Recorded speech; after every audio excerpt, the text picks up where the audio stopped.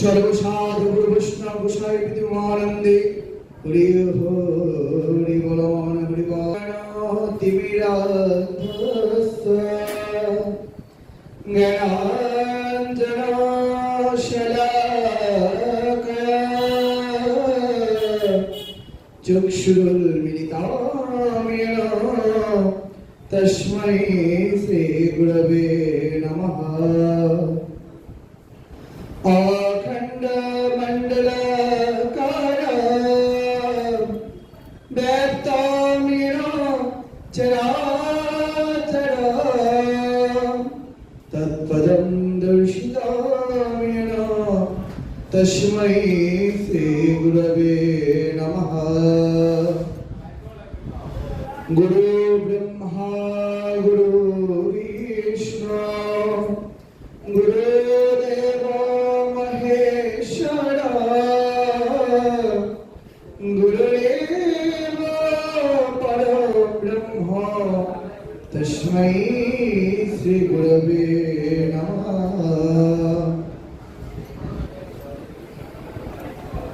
ध्यानमूलं गुरुर्मूर्ति पूजामूलं गुरुर्पादं मन्त्रमूलं गुरुर्वाक्यं मोक्षमूलं गुरुर्कृपा। नमस्ते श्री गुरुदेवाय सर्वसिद्धि प्रदायिने सर्वमंगलरूपाय सर्वानंद विधायिने वंशाकल्पतरुर्भश्च कृपा सिन्धुभ्येव च पतितानां पावनेभ्यो वैष्णवेभ्यो नमो नमः। नमो ब्रह्मण्यदेवाय गो ब्रह्मण हिताय च जगद्धिताय कृष्णाय गोविन्दाय नमो नमः। हे कृष्ण करुणा सिन्धु दीनबन्धो जगत्पते गोपेश गोपिका कान्तो राधाकान्तो नमोस्तुते। तप्त काञ्चन गौराङ्गी राधे वृन्दावनेश्वरी वृषभानुसुते देवी प्रणमामि हरे प्रिये। ॐ वृन्दाय तुलसी देवाय प्राय केशवासुजा कृष्ण भक्ति पदे देवी सत्यवतये नमो नमः। भज श्री कृष्ण चैतन्य प्रभु नित्यानंद श्री अद्वैत गदाधर शिवासदि श्री गौर भक्तवृंद।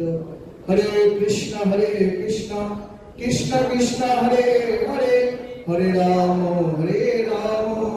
राम राम हरे हरे। ओम नमो भगवते वासुदेवाय।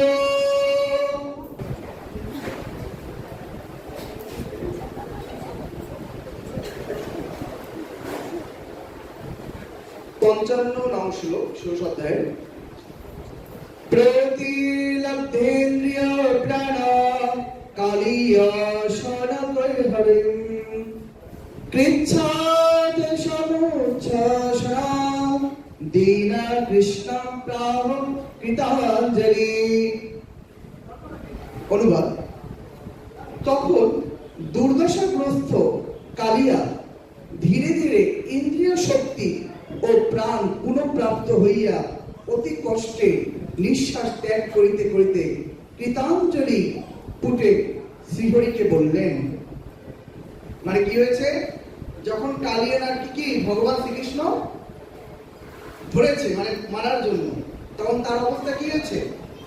যে ধীরে ধীরে তার ইন্দ্রিয় শক্তি, আমাদের ইন্দ্রিয় আছে, ইন্দ্রিয় সম্পর্কে তো সবারই কম বেশি ধারণা আছে। কয়টা ইন্দ্রিয়? হ্যাঁ, মায়েরা বলে কয়টা?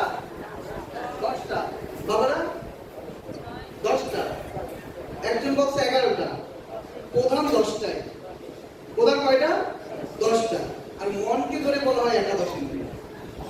কথা বুঝতে পেরেছেন? বলছে জ্ঞানেন্দ্রিয় আর কর্মেন্দ্রিয়, চক্ষু, কর্ণ, নাসিকা, জিহ্বা, ত্বক, এই 5টা হচ্ছে কি জ্ঞানেন্দ্রিয়। আর আরেকটা বলছে কি কর্মেন্দ্রিয়, তাকে কি বাক, পানি, পাপ, বায়ু, উপস্থ, এই 5টা। এই ইন্দ্রিয়গুলো সেগুলো কালিয়ে লেগে কি হয়েছে?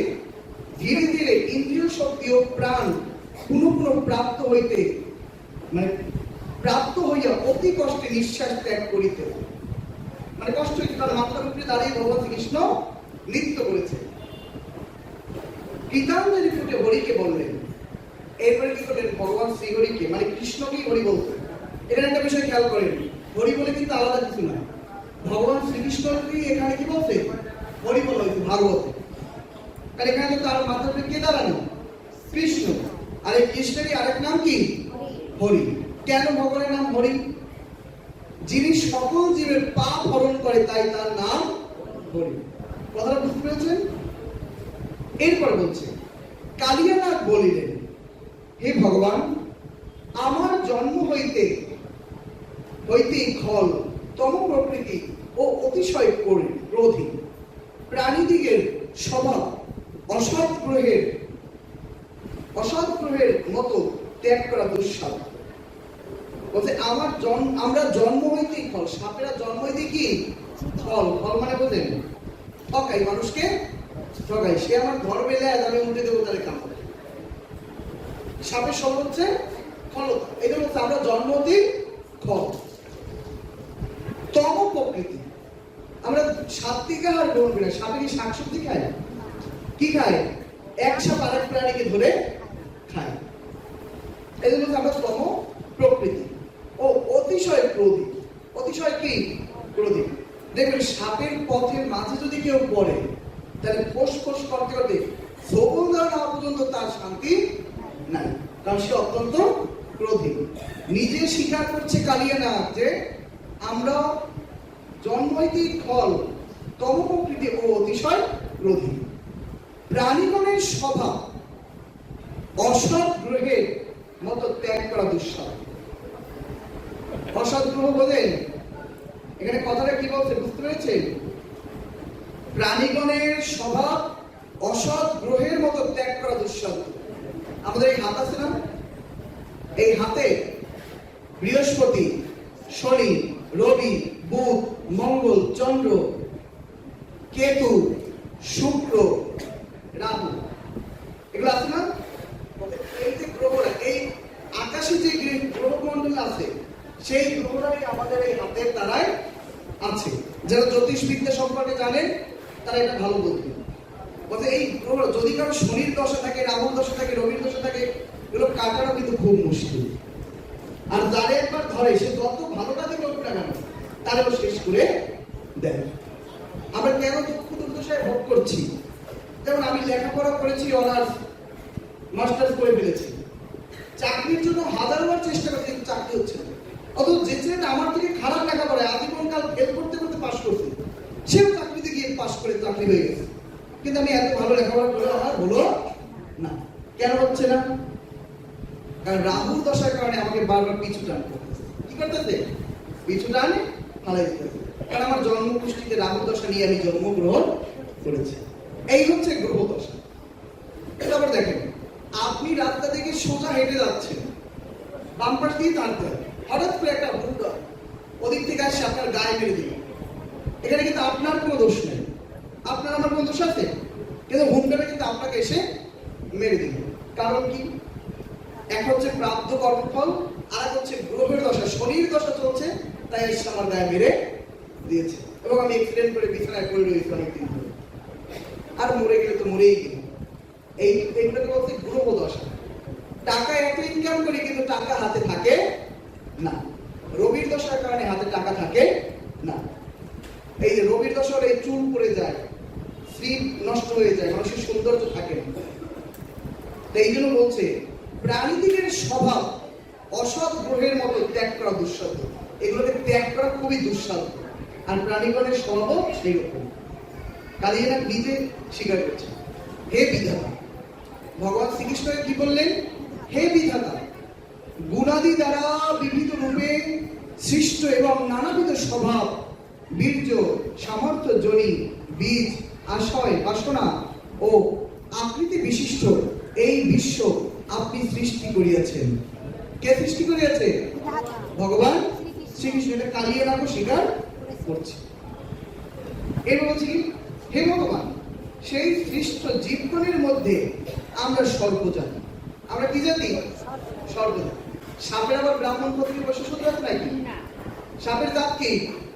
সাপের জাত হইছে সর্বজাতি, তাই না? কিন্তু মানুষের মধ্যে একটা জাত। গরুর জাতি গরুই, ছাগলের জাতি ছাগলই। কিন্তু মানুষের মধ্যে দেখবেন আমি অমুক জাতের, আমি অমুক মতের, আমি অমুক ধর্মের। কিন্তু ভগবান কিন্তু এরকম ভাবে আমাদের পাঠায় না। ভগবান আমাদের কিভাবে পাঠিয়েছে? আমরা সবাই কি?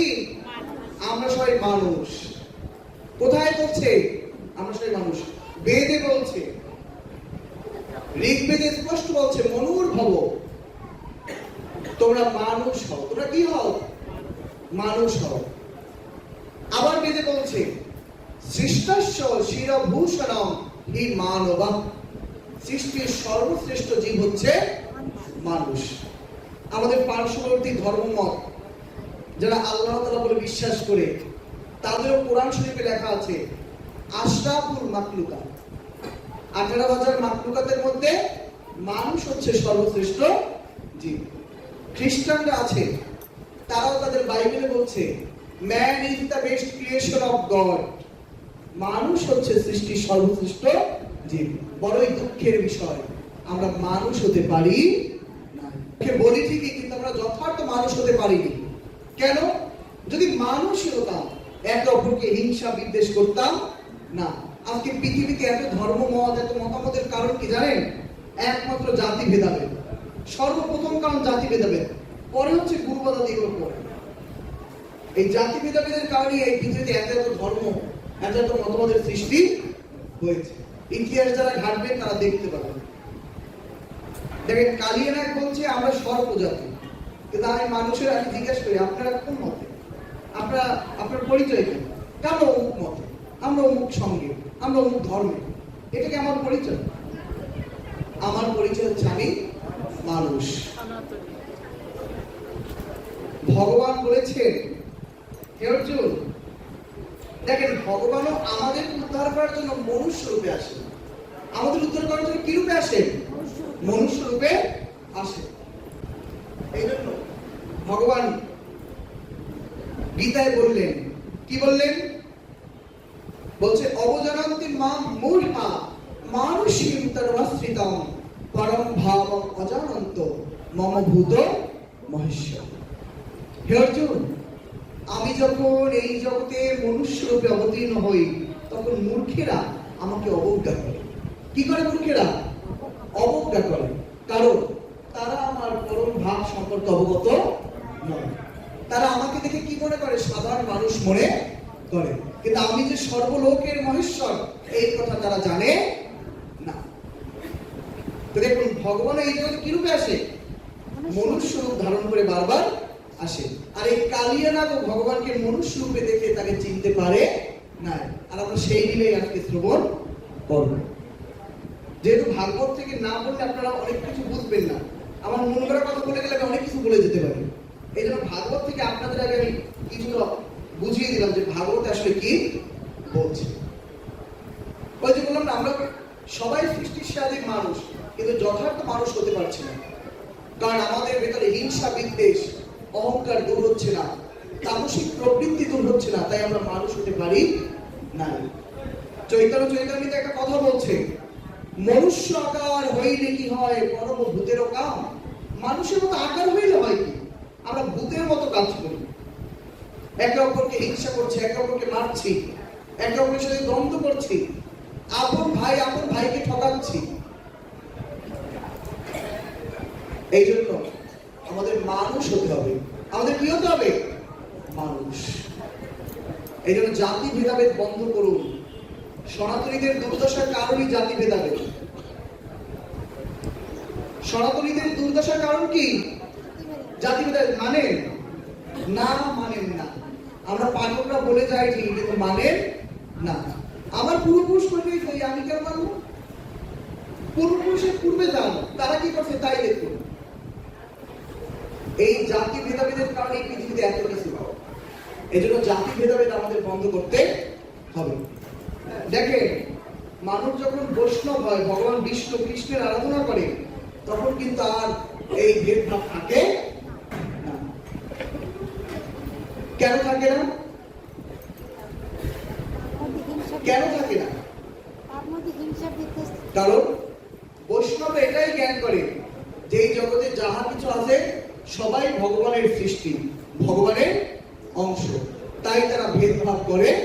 দেখুন, ভগবান শ্রীকৃষ্ণ বৃন্দাবনে যখন ক্রিয়ারত ছিলেন, তিনি যখন লীলা করছেন বৃন্দাবনে, এই বৃন্দাবন এবং মথুরার মাঝখান দিয়ে একটি নদী বেয়ে গেছে। এই নদীর নাম কি? যমুনা নদী।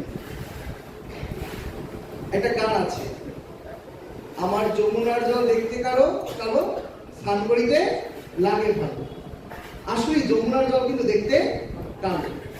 আমি বৃন্দাবনে গিয়েছি, দূর থেকে দেখা যাচ্ছে যমুনার জল কি কালো, কিন্তু যমুনার জল যখন হাতে নিয়েছি তখন টল টল টল টল করে।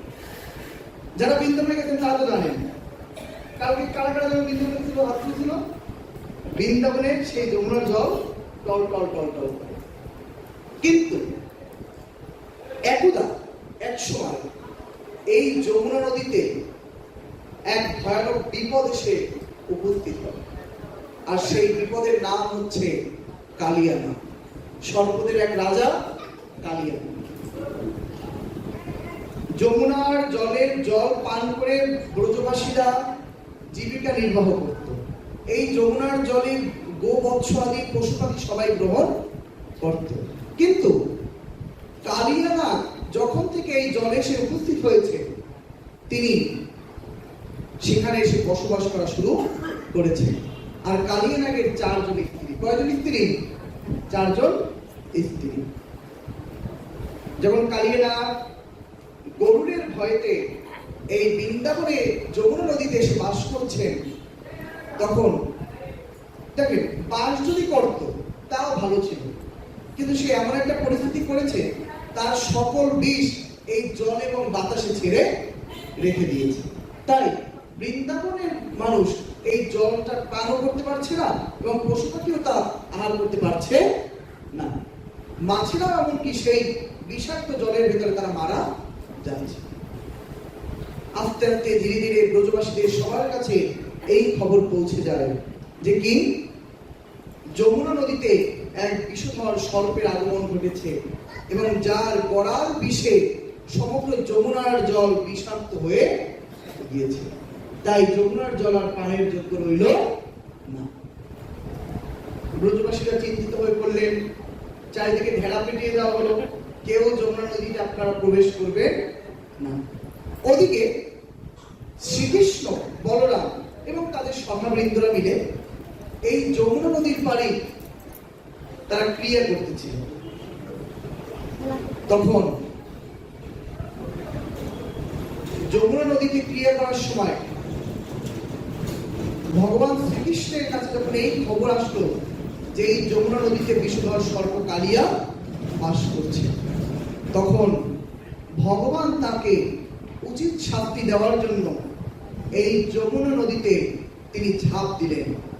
কিন্তু শুধু ঝাঁপ দিয়ে নাই, একটা বৃক্ষের উপরে উঠে তারপর ঝাঁপ দিয়েছে। এখনো বৃন্দাবনে সেই বৃক্ষটা আছে। আর এই বৃক্ষের ইতিহাস কিন্তু আরো অনেক। এই বৃক্ষটা কিন্তু অমর। এই বৃক্ষটা কি অমর। এর আবার আলাদা কাহিনী আছে। কি কাহিনী? আপনারা যারা বৃন্দাবনে গেছেন কালিয়া দমনে, সেখানে তো দেখছেন সেই গাছটা এখন আছে না সংরক্ষণ করা, সেই গাছটা কিন্তু এখনো সংরক্ষণ করা আছে। এই গাছটা অমর কেন? সত্যযুগে অমৃত যখন গরুর পাখি দেবতাদের কাছ থেকে অমৃত এনে যখন ও সর্বজাতদের দিবে, তখন কি করেছিল? ওই অমৃত এনে তিনি বিশ্রাম নেওয়ার জন্য ওই বৃক্ষের উপরে, যমুনা নদীর উপরে উঠে বসেছে। আর সেই বসার সময় ওই একটু গাছটা টলেছে, ওই টলার সময় ওই 2-1 ফোঁটা ওই বৃক্ষে অমৃত পড়েছে। আর ওই 2-1 ফোঁটা পড়ার পরে ওই বৃক্ষ অমর হয়ে গেছে। কথাটা বুঝতে পেরেছেন? এই জন্য সত্যযুগ থেকে এখনো সেই বৃক্ষ এই কলিযুগ পর্যন্ত আছে। যখনই অমর হয়ে গেছে, সেই বৃক্ষই এই যমুনা নদীর পাড়ে এখনো আছে। আর ভগবান শ্রীকৃষ্ণ সেই বৃক্ষের উপরে উঠেই তিনি যমুনায় ঝাঁপ দিয়েছে। যখনই যমুনায় ঝাঁপ দিয়েছে, তিনি যমুনা নদীর তলদেশে গিয়েছে। ওদিকে বন্ধুরা সখাগণ বলছে, কানাই যাস নে, ও ভয়ানক বিষধর সাপ, ওর কাছে তুই যাস নে, তুই চলে আয় কানাই, চলে আয়। সকলে কান্না করছে আর কানাইকে ডাকছে, কিন্তু কে শোনে কার কথা? ভগবানের উদ্দেশ্য তো কালিয়া দমনকে শাস্তি প্রদান করা। কালিয়া নাগের অহংকার চূর্ণ করার জন্য ভগবান এই লীলা প্রদর্শন করছে। তখন এই খবর গিয়ে বন্ধুরা গিয়ে দৌড়ে ছুটে গেল। কোথায় গেল? নন্দ মহারাজের ভবনে। যে কি, মা যশোদা, মা যশোদা, নন্দ মহারাজ তাড়াতাড়ি আসুন। কি হয়েছে, কি হয়েছে? তোরা এরকম করছিস কেন? বলছে, মা আমাদের সখা কানাই কালিয়া নাগকে দমন করার জন্য ওই যমুনা নদীর জলে তিনি ঝাঁপ দিয়েছে। বলছে, কি? না, এটা তোরা কি বললি? কারণ এই বিষধর সাপের বিষ থেকে কেউ রেহাই পাচ্ছে না। আমার কানাইয়ের যদি কিছু হয়ে যায়, তাহলে আমি আর ঠিক থাকতে পারবো না। এইরকম করে মা যশোদা, নন্দ মহারাজ সবাই ছুটছেন যমুনা নদীর পাড়ে। দৌড়াতে দৌড়াতে তারা চলে গেলেন যমুনা নদীর পাড়ে। ওরে কানাই, তুই ফিরে আয়, ওই যমুনার জল থেকে তুই উঠে আয়। এইরকম করে আর্তনাদ করছে, এত আর্তনাদ করছে, কিন্তু কানাই আর ফিরে আসে। মা যশোদা, নন্দ মহারাজ ব্যাকুল হয়ে পাগলের মতো হয়ে গেছে। তারা বারবার মাতা পিতা ঝাঁপ দেওয়ার চেষ্টা করছে পুত্রকে রক্ষা করার জন্য, কিন্তু ব্রজবাসীগণ তারা বারবার তাদেরকে থামিয়ে দিচ্ছে। না যশোদা রানী, নন্দ মহারাজ, আপনারা ঝাঁপ দিবেন না, আপনারা ঝাঁপ দিবেন না, কানাইয়ের কিচ্ছু হবে না, কানাই অবশ্যই আমাদের মাঝে ফিরে আসবে। বলছে, না না, তোমরা জানো না, কানাই এর আগে হয়তো অসুরদের বধ করেছে, কিন্তু এই বিষধর সর্প তো খুবই ভয়ানক, তার বিষের প্রভাবে কিনা আমার কানাইয়ের মৃত্যু হতেও পারে। তাই আমাদের তোমরা ধরে রেখো না। মায়ের মন বোঝা বড়ই কঠিন, কারণ পদকর্তা গণেগণ বলেছেন, জন্মের কষ্ট জানে মায়, মরণের কষ্ট জানে গায়। যেই মা জন্ম দেয় তিনি জানে সন্তান জন্মদানে কতটা কষ্ট। আর সেই সন্তান যদি মা বাবার চোখের সামনে মৃত্যুবরণ করে, তাহলে কতটা খারাপ লাগে। এই জন্য একটা গান আছে, কি গান? মায়ের কান্দন যাব জীবন, বইনের কান্দন 2-4 মাস রে। কি গাইতে নাই এরকম একটা গান? আসলে মুখস্থ নাই, নাহলে গাইতে পারতাম। মায়ের কান্দন যাব জীবন, আর বইনের কান্দন 2-4 মাস। মায়ের মতো কেউ কাঁদবে না। কারণ আমি তো দেখেছি আমার জীবনে, আমারই অনেক বন্ধু, আমারই অনেক ভাই ব্রাদার বোনেরা, তারা তাদের পিতামাতার সামনে থেকে চলে গেছে, এখনো বাড়িতে গেলে কান্না করে পড়ে, ওরে জয়, তুই তো আসছিস কিন্তু তোর বন্ধু তো নাই। কারণ যার চলে যায় সেই বোঝে। এই জন্য মা বাবাকে কেউ কষ্ট দিবেন না। এই কিছুদিন আগেও আপনাদের এই পাড়া একটা ছেলে আত্মহত্যা করেছে বিষ খেয়ে। ওই ছেলেটা আমার পরিচিত ছিল। ওকে আমি বলে গেছিলাম, তুমি সাবধানে থেকো, তোমার কিন্তু সামনে খারাপ চোখ দেখা যায়, তুমি আত্মহত্যা করার চেষ্টা করো বুঝি। কিন্তু সেই ছেলে আমার কথা শুনলো না। ওই এক কথা বলে না, তেরা কিছু পোলাপান আছে, আমি নিজেই তো সব আমার অন্যের কথা শোনা লাগছে। সেই তেরামির ফলে হয়তো পরিবারের সাথে কোনো একটা ঝগড়া হয়েছে, সে আত্মহত্যা করেছে। এটা কি ঠিক বলেন? আত্মহত্যা কোনো সমাধান নয়। এই জন্য আত্মহত্যা করার চেষ্টা কেউ করবেন না।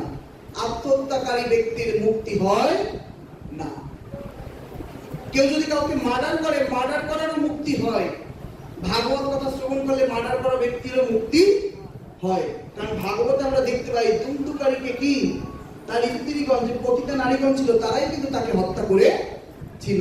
আর এই দুন্দুকারীর নামে পিণ্ড দিছিল গয়ায় গিয়ে গোকর্ণ, কিন্তু তবু তার মুক্তি মিলে না। কিন্তু এই দুন্দুকারী তখন বলেছিল, তুমি যদি আমাকে মুক্তি দিতে চাও তাহলে ভাগবত পাঠের আয়োজন করো। 7 দিন 1 সপ্তাহ ভাগবত পাঠের আয়োজন করো, আর সেই ভাগবত কথা শ্রবণ করে আমার মুক্তি হবে। তখন ভাগবত পাঠের আয়োজন করা হয়েছিল। 7 দিন ভাগবত পাঠের আয়োজন করেছে। তখন বলা হয়েছিল, দুন্দুকারী বলছিল, হে গোকর্ণ, আমি তো চঞ্চল, কারণ আত্মা সে মাটি থেকে 6 ফুট না 6 ইঞ্চি উপরে চলাচল করে, সে কিন্তু মাটিতে চলাচল করে। এই মাটি থেকে 6 ইঞ্চি উপরে না 6 ফুট করে, তো 6 ইঞ্চি উপরেই হবে, এরকম উচ্চতায় থেকে চলাচল করে। বাতাস যেদিকে বয় আমি সেদিকে যাই, তাই আমি স্থির থাকতে পারবো না। তাহলে কি করব? তখন গোকর্ণ বলেছিল, ওই যেটা বাঁশ পড়ে আছে, ওই বাঁশের গিটের মধ্যে গিয়ে তুমি লুকিয়ে থাকো এবং সেখানে বসে তুমি ভাগবত কথা শ্রবণ। প্রথম দিন ভাগবত পাঠ শেষ হয়, বাঁশের একটা গিট কেটে যায়। দ্বিতীয় দিন ভাগবত পাঠ শেষ হয়, বাঁশের দ্বিতীয় গিট কেটে যায়। এইভাবে করতে করতে 6ষ্ঠ দিন যায়। 7ম দিনে যখন ভাগবত কথা সমাপ্ত হয়, তখন বাঁশের 7টা গিট কেটে যায় এবং দুন্দুকারী তার প্রেত দেহ ত্যাগ করে চতুর্ভুজ নারায়ণ মূর্তি ধারণ করে তিনি বৈকুণ্ঠ লোকে গমন করেন।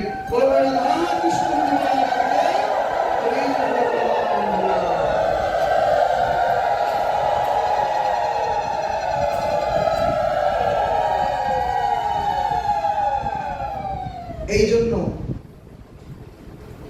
আত্মহত্যা করবেন। আত্মহত্যাকারীকে ভগবান পছন্দ করে। এরপরে দেখুন, এইভাবে মা দশানন্দ মহারাজ কান্না করে ব্যাকুল হয়ে ভেঙে পড়েছিল। ওরে গোপাল, তুই ফিরে আয়, মা তুই ফিরে আয়।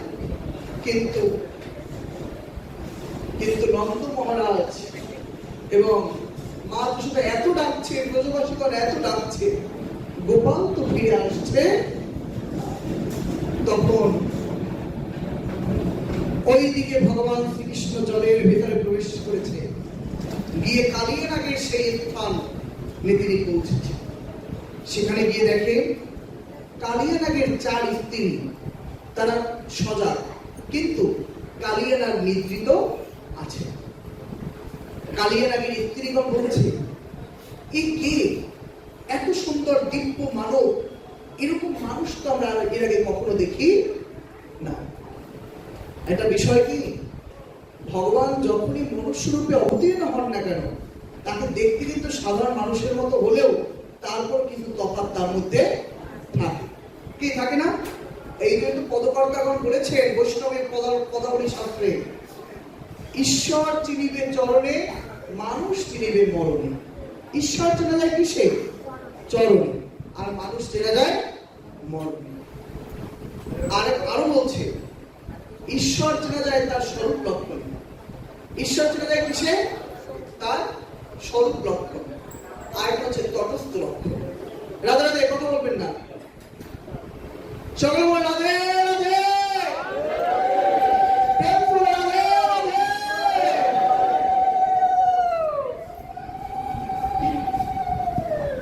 দেখুন বলছে দুইটা লক্ষণ, এই দুইটা লক্ষণ দেখে ঈশ্বরের অবতার চেনা যায়।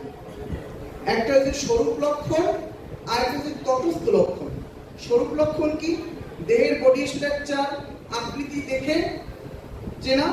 আরেকটি হচ্ছে তার কার্যকলাপ, তার অলৌকিক কার্যকলাপ দেখে তাকে চেনা যায়। চৈতন্য চৈতামৃত এখানে আছে। এই চৈতন্য চৈতামৃতে প্রথম আদি লীলায় একটি শ্লোক আছে পয়ানে, সেখানে বলছে যিনি তার আপনার হস্তের চারি দৈর্ঘ্য বিস্তারে চারি হস্ত হয় মহাপুরুষ বিখ্যাত। মহাপুরুষদের মধ্যেও যিনি বিখ্যাত, তিনি তার হাতের 4 হাত লম্বা হবেন। কয় হাত লম্বা? মানুষ হয় তারা কয় হাত লম্বা হয়? মানুষ 3.5 হাত। আর মহাপুরুষের মধ্যে যিনি উত্তম মানে অবতার পুরুষ, তিনি হয় তার হাতে 4 হাত লম্বা। এইভাবে মেপে মেপে দেখবেন তিনি তার হাতে 4 হাত লম্বা হয়। দৈর্ঘ্য মাপবেন, প্রস্থেও মাপবেন। এবং আরো বলছে নগ্রদ পরিমণ্ডল তরু। এই রূপটাকে সামুদ্রিক শাস্ত্র বলছে নগ্রদ পরিমণ্ডল তরু, যিনি তার হাতে আপনার হাতের 4 হাত লম্বা হবে। তারপর তার দেহে 32টা লক্ষণ থাকবে। কয়টা লক্ষণ থাকবে? 32টা লক্ষণ থাকবে। পঞ্চদীর্ঘ, পঞ্চসূক্ষ্ম, সপ্ত রক্ত শরণ্যত, ত্রিহস্য পৃথগম্ভীর, তন্ত্রিংশ লক্ষণ মহৎ। সামুদ্রিক শাস্ত্রে স্কন্দ পুরাণে এবং গরুড় পুরাণে বলা হয়েছে যে কি মহাপুরুষের দেহে 32টা লক্ষণ থাকবে। এই 32টা লক্ষণ যার ভিতরে থাকবে তিনিই মহাপুরুষ। তাকে কি বলতে? তাকেই মহাপুরুষ বলে আখ্যায়িত করতে বলছে। এগুলোর ব্যাখ্যা আছে আমার কাছে আলাদাভাবে আছে। এখন এত কিছু যদি ব্যাখ্যা করতে যাই তাহলে অনেক সময় চলে যাবে।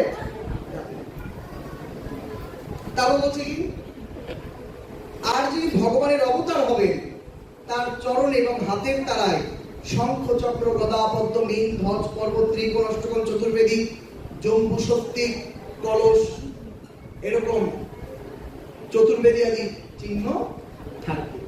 এই চিহ্ন যার চরণে এবং হাতে বিদ্যমান থাকবে তাকেই ভগবানের অবতার বলে গণ্য করতে বলা হয়েছে। কথাটা বুঝতে পারছেন তো? কেন এটা বলছি এর পরে বুঝতে পারবেন কেন এই কথাটা বলছি। কারণ এই কালীয় দমন লীলার মধ্যে এর প্রসঙ্গ আছে। এই হচ্ছে ভগবানের স্বরূপ লক্ষণ। তটস্থ লক্ষণ কি? তার কার্যকলাপ সব অলৌকিক হবে। যেন আপনাদের আমি কাউকে চিনি না, দিব্য হয়তো একটু অলৌকিক একই রকম কথা। যেমন আপনাদের আমি কাউকে চিনি না, কিন্তু হঠাৎ যদি আমি এখানে বসা, আমি যদি ওনার নাম ধরে ডাক দিই, উনি তো টবক হবে যে কি ব্যাপার, কোনোদিন দেখে না, যায় না, চেয়ে না। বলতো তোমার জীবনের কত গল্প আছে সব যদি আমি বলে দিই, যা ওনার সাথেই তার কাউকে হবে না, তখন কি মনে হবে যে অন্তর্যামী রূপে আমি সেটা জানতে পেরেছি। আর অন্তর্যামী কে? সাধারণ মানুষকে অন্তর্যামী হয়? সাধারণ মানুষ অন্তর্যামী হয় না, ঈশ্বরই অন্তর্যামী হয়। ঈশ্বর সর্বভূতানাং হৃদ্দেশে অর্জুন তিষ্ঠতি। আমি সবার হৃদয়ে পরমাত্মা রূপে অবস্থান করছি। আরেকটা কথা বলছে চৈতন্য ভাগবত আর চৈতন্য চৈতামৃত আদিতে যে কি কৃষ্ণ যদি কৃপা করে কোন ভাগ্যবানে গুরু অন্তর্যামী রূপে শিখায়া করে। সৎগুরু যদি হয় তিনি অন্তর্যামী রূপে শিষ্যকে শিক্ষা প্রদান করে। এজন্য গুরুকেও অন্তর্যামী বলা হয়েছে, কিন্তু সৎগুরু হতে হবে। অসৎগুরু হলে তার মধ্যে অন্তর্যামী বা তার ভেতরে কোনো দিব্য অলৌকিক ক্ষমতা থাকবে না। এটা শাস্ত্রতে উল্লেখ আছে, আমার মুখের কথা নয়। এই ভগবানের অবতারের সকল কার্যকলাপ দিব্য হবে। যেমন ভগবান শ্রীকৃষ্ণের কার্যকলাপ দিব্য ছিল। বলেছিলাম না কালকে যে অগাসুরকে কিভাবে বধ করেছে, তার ছোট শরীরকে বৃহৎ করে তিনি তার দেহকে ধ্বংস করেছেন। তো তার ভিতরে এই ক্ষমতা থাকবে, অষ্টসিদ্ধি নবনিধি তার আয়ত্তে থাকবে। তিনি নিজের শরীরকে চাইলে বড় করতে পারবেন, ছোটও করতে পারবেন, বায়ুতে হালকা করে উড়েও যেতে পারবেন, সূক্ষ্ম থেকে সূক্ষ্ম হতে পারবেন, তিনি এখানে বসে দূরে কি হচ্ছে তাও জানতে পারবেন, এরকম তার কার্যকলাপ হবে। এগুলোকে বলছে দিব্য কার্যকলাপ। এই জন্য গীতায় ভগবান বলেছেন অর্জুনকে, জন্ম কর্ম চ মে দিব্যম এবং যো ব্যক্তি তত্ত্বতঃ তত্ত্ব দেহম পুনর্জন্ম নৈতি মামেতি স অর্জুন। হে অর্জুন, আমার এই প্রকার দিব্য জন্মকর্ম যিনি তত্ত্বগতভাবে জানেন, তাকে আর পুনরায় জন্মগ্রহণ লাভ করতে হয় না, তার আর পুনর্জন্ম হয় না, পুনর্জন্ম ন বিদ্যতে। এই জন্য ভগবানকে পরিপূর্ণরূপে তত্ত্বগত রূপে জানতে চেষ্টা করুন। যতই পর্যন্ত তত্ত্বগত রূপে জানতে না পারবেন, ততই ভগবানের আপনাদের মুক্তি দিবে না। এটা আমার কথা নয়, গীতায় ভগবান নিজেই বলেছেন। এই জন্য তত্ত্বগত ভাবে তাকে জানতে হবে।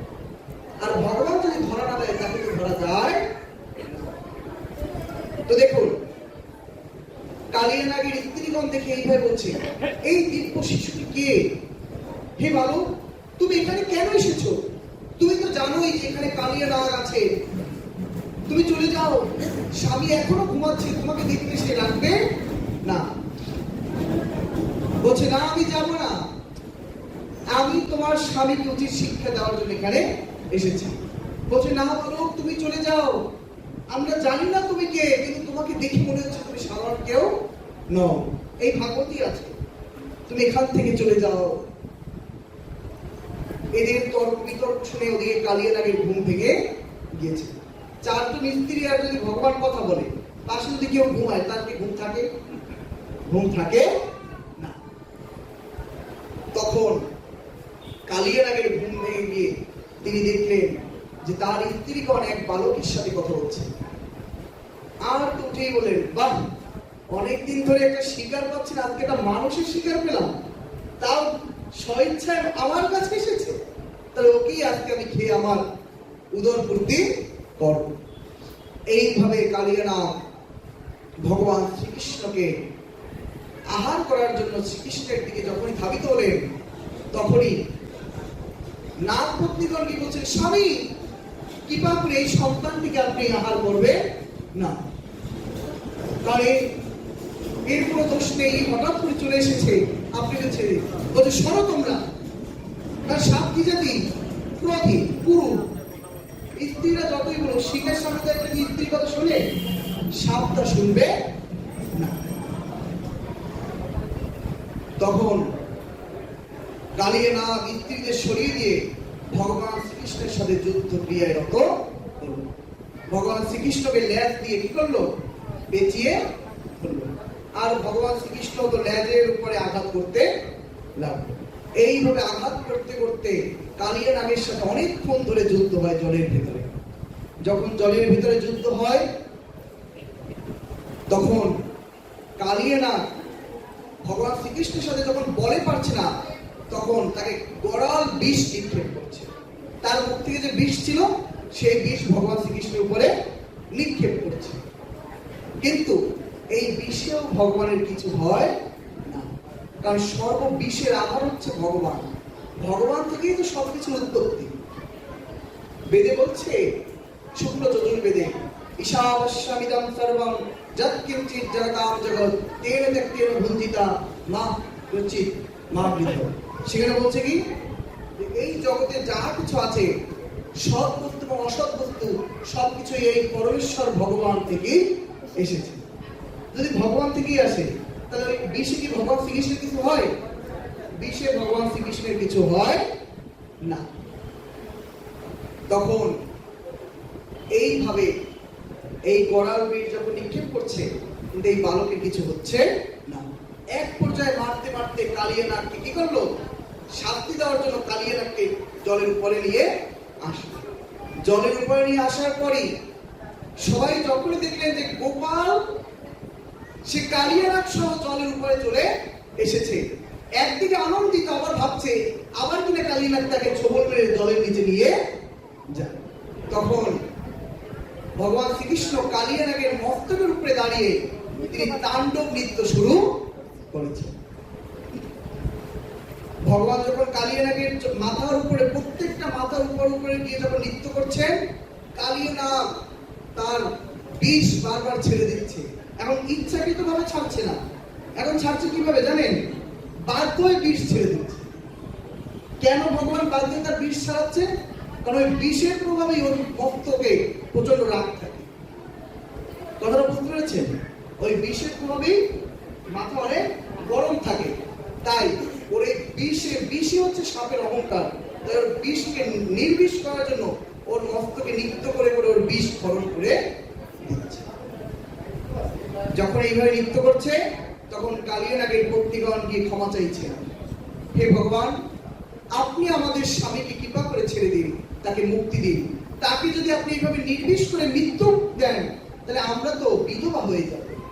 কি হয়ে যাবে? কোন সতী নারী কি চায় স্বামী আগে মারা যাক? কোন মাই চাবে না। কালিয়া নাগের পত্নীগণ সেই রকম ভাবে তারাও ভগবানের কাছে প্রার্থনা করছে, আপনি অন্ততপক্ষে আমাদেরকে বিধবা করবেন না। ভগবান সেই কালিয়া নাগের পত্নীগণের প্রার্থনা শুনে কালিয়া নাগকে মৃত্যুদণ্ড প্রদান করলেন না। তখন কালিয়া নাগও ক্ষমা চাইছেন, হে প্রভু, হে পরমেশ্বর ভগবান, আপনি কৃপা করে আমাকে ক্ষমা করে দিন। বলছি, কালিয়া নাগ, তোমার অত্যন্ত অহংকার বেড়ে গিয়েছিল এবং অত্যাচার, তাই তোমাকে শাস্তি দেওয়ার জন্য আমি এই লীলা সংগঠিত করেছি। তখন বলছি, কালিয়া নাগ, তুমি যাও, এই যমুনা নদী ত্যাগ করে তুমি সুদূরে অন্যত্র গমন করো।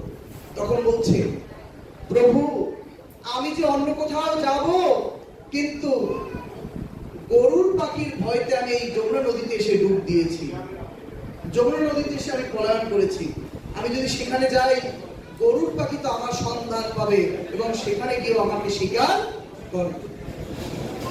তখন ভগবান শ্রীকৃষ্ণ তাকে বললেন, হে কালিয়া, গরুর তোমাকে কিছু করবে না, কারণ আমি যে তোমার মস্তকের উপরে নৃত্য করেছি, আমার চরণ তলে যে ধ্বজপত্র কুশঙ্কুশ চিহ্ন আছে, এই চিহ্ন আদি তোমার মস্তকে রয়েছে, তোমার মাথার উপরে সেই চিহ্ন অঙ্কিত রয়েছে।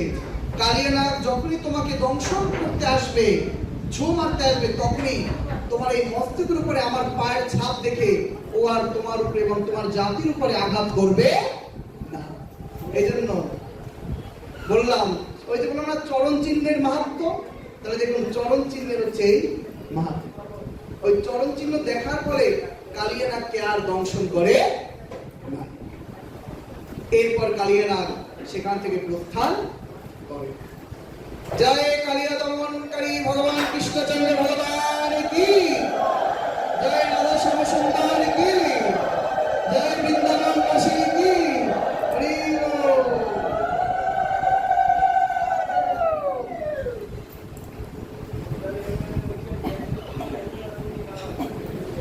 তো দেখুন, এইভাবে কালিয়া দমন হয় এবং কালিয়া দমন হওয়ার পরে এই যে ভাগবতের যে 16 পুরাণ পড়তে পাঠ করলাম, এই সব স্তুতি ভগবান শ্রীকৃষ্ণকে করতে লাগলো। দেখুন, একজন মা বলছে রাধারানী সম্পর্কে আলোচনা। রাধারানী সম্পর্কে কি আলোচনা করব? রাধারানীকে বলছে শাস্ত্রে রাধিকা পরদেবতা। রাধিকাই হচ্ছে পরমেশ্বর। শ্রীকৃষ্ণ পরমেশ্বর আর রাধিকা পরমেশ্বর। বলছে রাধিকার আবির্ভাব কিভাবে? এই জগতে আবির্ভাব না, আগে তার আবির্ভাব গোলকে। আগে কোথায়? গোলকে। কিন্তু একটু বেদে যাইতে হবে, কারণ অনেক মানুষ আছে বেদবাদী, তারা আবার রাধাকে মানে। কি আছেন আমাদের সমাজে? হ্যাঁ, তারা আবার কি রাধারানীকে মানে না, বলে রাধার মধ্যে কোনো কিছু ছিল না, এগুলো কাল্পনিক গল্প কথা। তারা বেদ মানে, আমরা বেদ মানি কিন্তু পুরাণাদি মানি না।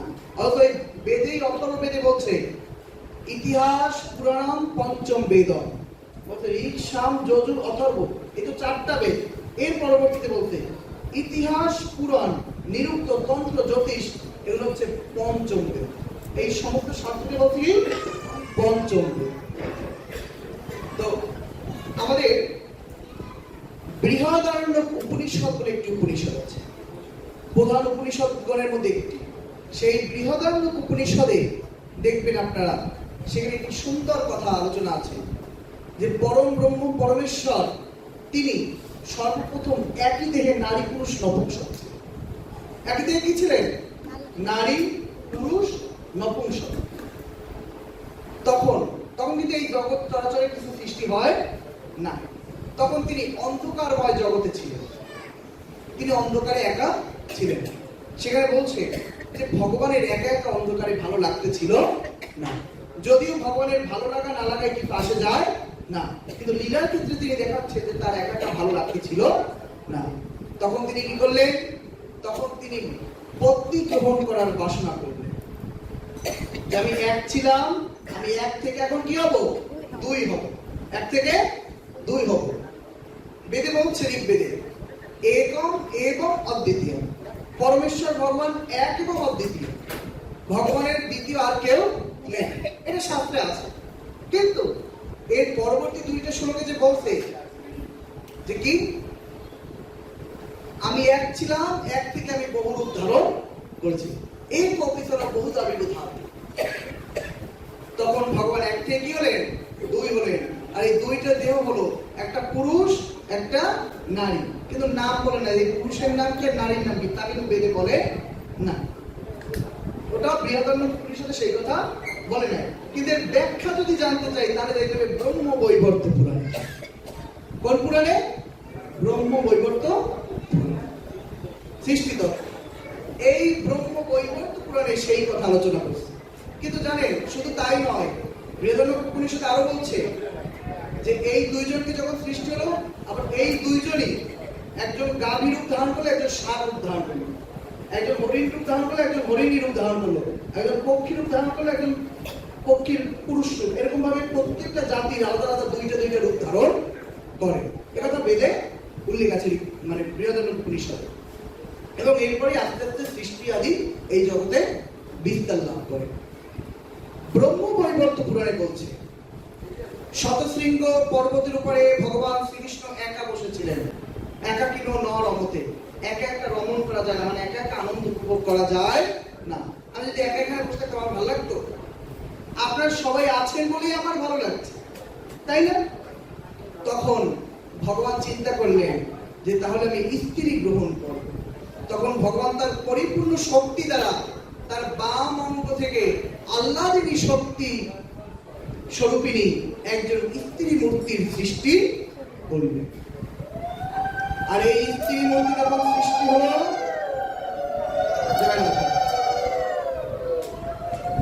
আগে শুনুন তারপর উত্তরই দেবেন সময় মতো। এই স্ত্রী মূর্তির যখন সৃষ্টি হলো, এই স্ত্রী মূর্তি সৃষ্টি হওয়ার সাথে সাথে তিনি কিন্তু স্থির ছিলেন না, তিনি ধাবিত হচ্ছেন। ধাবিত মানে দৌড়াচ্ছেন। ধাবিত ওই পাহাড়ের উপরে কিছু ফুল গাছ ছিল, সেই ফুল গাছ থেকে ফুল চয়ন করে এনে ওই গোবিন্দকে আরাধনা করছেন।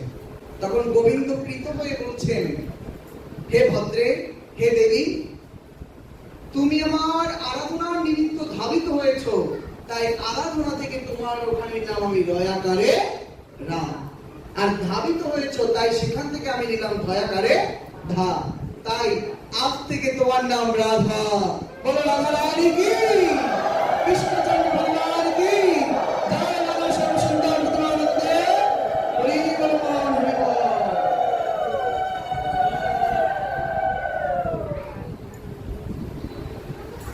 এইভাবে রাধা রানীর আবির্ভাব এই জগতে ঘটে। তাহলে আমরা রাধা রানীর আবির্ভাব পেলাম। আর এই রাধা রানীর আবির্ভাবের পর তারা যখন বৃন্দাবনে লীলা করেন, বলছে রাধা রানীর লোমকূপ থেকে এক একজন গোপীর সৃষ্টি হয়। কথা বুঝতে পেরেছেন? এবং ভগবান শ্রীকৃষ্ণ তার শরীর থেকে অন্যান্য সখা আদিদেরকেও সৃষ্টি করেন।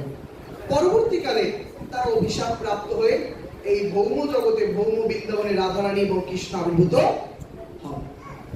কিন্তু এই পৃথিবীতেও যে রাধা রানী আবির্ভূত হন, এক এক শাস্ত্রে এক এক রকম লেখা আছে। এ নিয়ে অনেক মানুষ একটু বিভ্রান্ত হয়ে যায়, আবার অনেকে বিভ্রান্ত করে। হ্যাঁ, ব্রহ্ম বৈবর্ত পুরাণে বলছে রাধা রানীর জন্ম হয়েছে পদ্ম ফুলের ভেতরে পাইছে। আবার আরেকজন উঠে বলে ব্রহ্মাণ্ড পুরাণ রাধা হৃদয় বলা হয়েছে, যে কি বলা হয়েছে সূর্যদেব মানে বৃষভানু রাজাকে একটা ডিম্ব দিয়েছে, সোনার ডিম্ব। সেই সোনার ডিম্ব পেটে রাধারানীর জন্ম হয়েছে। আবার পদ্মপুরাণের উত্তরখণ্ডে বলছে বৃষভানু রাজা এবং কীর্তিদা দেবী যজ্ঞ করেছিলেন, সেই যজ্ঞস্থল থেকে রাধারানীর আবির্ভাব হয়েছে। আবার পদ্মপুরাণের ক্রিয়াযোগ সারে বলছে যে কি কীর্তিদা দেবীর গর্ভ থেকেই রাধারানীর আবির্ভূত হয়েছে। আবার আরেকটা গর্ভ সংহিতা দিতে বলছে, কি বলছে যে রাধারানীকে সূর্যদেব রাধারানীকে কৃপা করে বৃষভানু মহারাজকে প্রদান করলেন। এরকম ভাবে কয়েকটা জায়গায় কয়েক রকম তার আবির্ভাবের ঘটনা দেখা যায়। কথাটা বুঝতে পেরেছে? যখন এইগুলো দেখা যায় তখন এই বিভ্রান্তিতে ফেলায় যে তোমাকে শাস্ত্র বলতে ঠিক নাই, এক এক জায়গায় এক এক কথা বলা হয়েছে। কিন্তু এর সমাধান কি? এর সমাধান কি? এর সমাধান শাস্ত্রে আছে। কি সমাধান? শাস্ত্র বলছে আমাদের যুগ কয়টা? কি কি? সত্য, ত্রেতা, দ্বাপর, কলি, তাই না? কিন্তু জানেন এই যুগ, এর আগে যে যুগ ছিল বা পরে পরে যে যুগ আসবে তা কিন্তু এইভাবে আসবে না। তা আসবে কিভাবে? সত্যের পর হয় দ্বাপর, দ্বাপরের পর ত্রেতা, ত্রেতার পরে কলি। শুধু এই অষ্টবিংশ চতুর্যুগের সময় এই চারটা যুগ হয় এইরকম, সত্য, ত্রেতা, দ্বাপর, কলি। তো এইরকম ভাবে যখন 28 বার ঘোরে, 28 বার যুগ যখন ঘোরে তখন বলছে এতে হয় একটা মন্বন্তর। এইরকম ভাবে এক এক মন্বন্তরে ভগবান যখন ওই এক একটা লীলা করতে আসে, এই এক এক মন্বন্তরে ভগবান এক এক রূপে এক এক ভাবে তিনি এই জগতে অবতীর্ণ হন।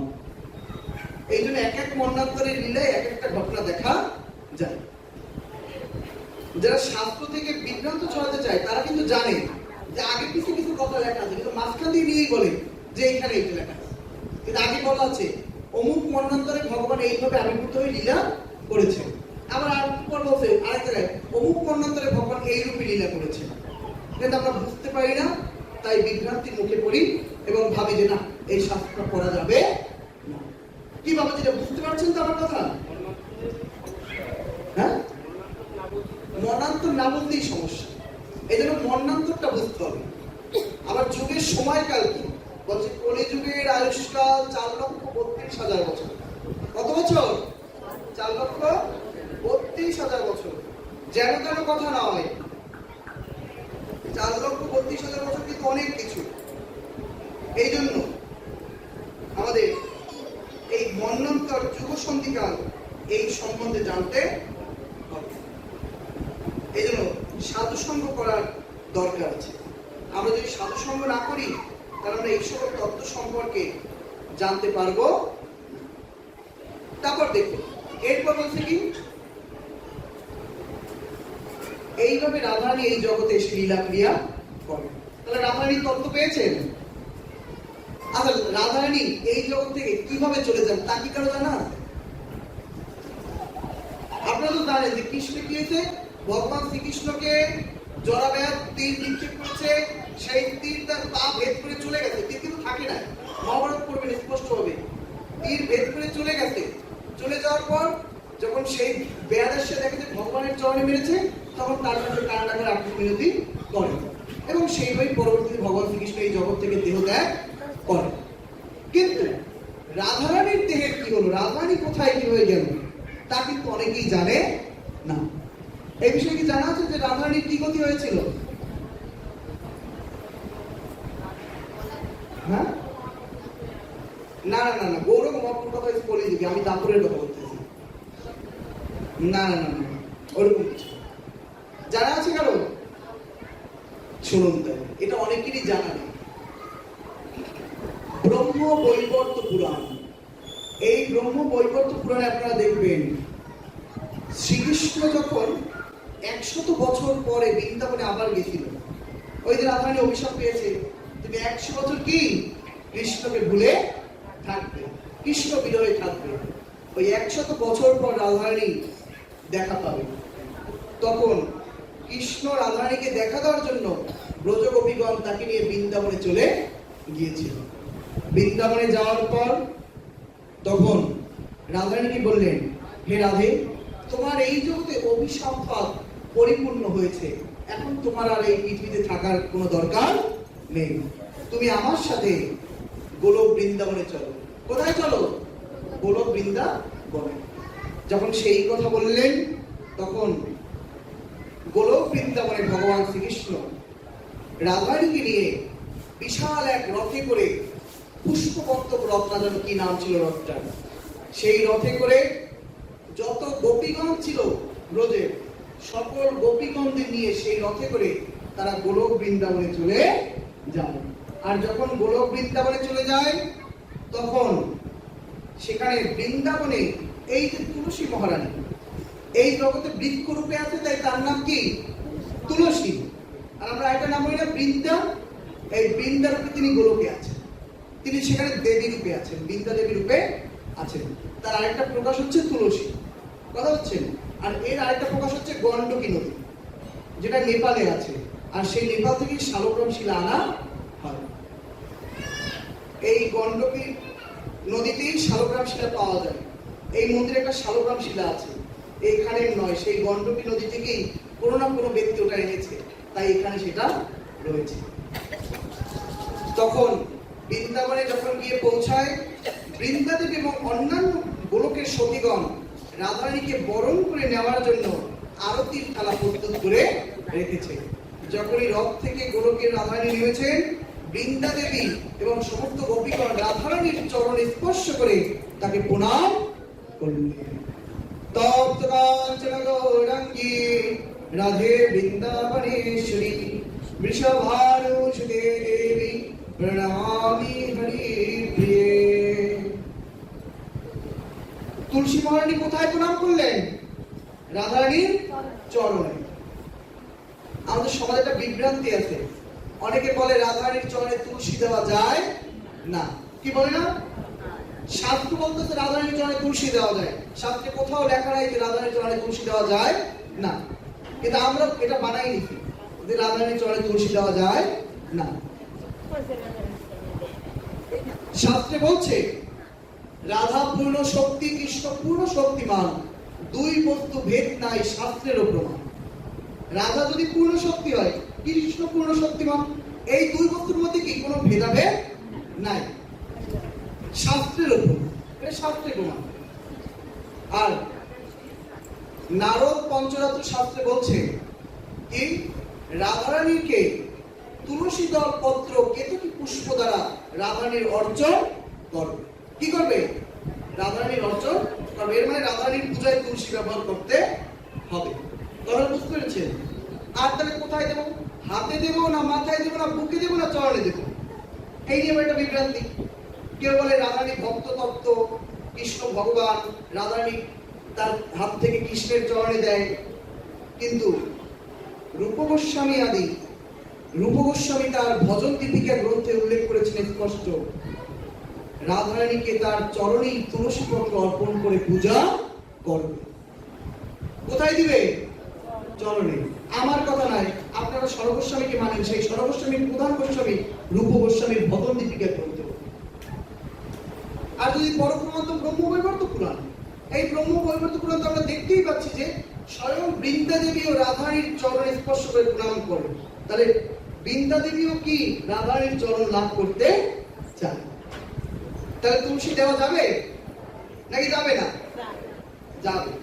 এখন যদি কারো গুরুদেব বলে, সেক্ষেত্রে আমি আর কিছু বলবো না, কারণ তার গুরু তার কাছে অনেক কিছু। কারণ ধ্যানমূলম গুরুমূর্তি, পূজামূলম গুরুপদম, মন্ত্রমূলম গুরু বাক্য, মোক্ষমূলম গুরু কৃপা। গুরুর বাক্যে কি আমার কাছে শাস্ত্র সম্মান, কিন্তু তারপরও যিনি তত্ত্বগত গুরু, যিনি যথার্থ শাস্ত্রজ্ঞানী গুরু, তিনি কোনোদিন বলবেন না যে রাধারানীর চরণে তুলসী দেবা না। যেমন আমার গুরুদেবকে জগদীশ ঘোষ, আমাদের গুরুদেবের সাথে থাকে জগদীশ ঘোষ, তিনি প্রশ্ন করেছিলেন, গুরুদেব রাধারানীর কি চরণে তুলসী দেওয়া যায়? তখন গুরুদেব বলছেন, হ্যাঁ অবশ্যই যায়, কারণ রাধা কৃষ্ণের ভেতরে কোনো ভেদাভেদ নাই। আবার আপনারা যদি বলেন যে না রাধারানীর চরণে দেওয়া যাবে না, কৃষ্ণের চরণে দেওয়া যাবে, আপনারা গৌড়ীয় বৈষ্ণবরা বিশ্বাস করে চৈতন্য মহাপ্রভু রাধা কৃষ্ণ মিলিত করুন, কি এটা তো মানে? তাহলে অর্ধেক কৃষ্ণ অর্ধেক রাধা, তাই না? তাই যদি রাধা কৃষ্ণ হয়, তাহলে মহাপ্রভু তো দুই পা সমান রেখে এরকম দাঁড়িয়ে আছে, ওই যে মন্দিরে বিগ্রহ আছে। এখন যদি অর্ধেক রাধা অর্ধেক কৃষ্ণ হয়, তাহলে এক চরণে তুলসী দেবেন আর এক চরণে তুলসী দেবেন না, তা তো দেন, দুই চরণেই তো দেন। এই জন্য যদি তাকে মানেন তাহলে দুই চরণই দেওয়া উচিত, রাধারানীকে তুলসী পত্র অর্পণ করা উচিত। আমাদের সমাজে এরকম অনেক রকম বিভ্রান্তি আছে। অনেকে বলে শ্রীকৃষ্ণকে বেলপাতা দেওয়া যায় না, কিন্তু পদ্ম পুরাণ, স্কন্দ পুরাণ, আরো অনেক অনেক পুরাণে উল্লেখ আছে ভগবান শ্রীকৃষ্ণকে তুলসী পত্র, বিল্বপত্র, পদ্মফুল এগুলো দিয়ে অর্চন করবে, এটা তো উল্লেখ আছে। আমার কাছে শাস্ত্রীয় প্রমাণও আছে। কথাটা বুঝতে পেরেছেন? কারণ শিবে আর কৃষ্ণতে কোনো ভেদ নাই।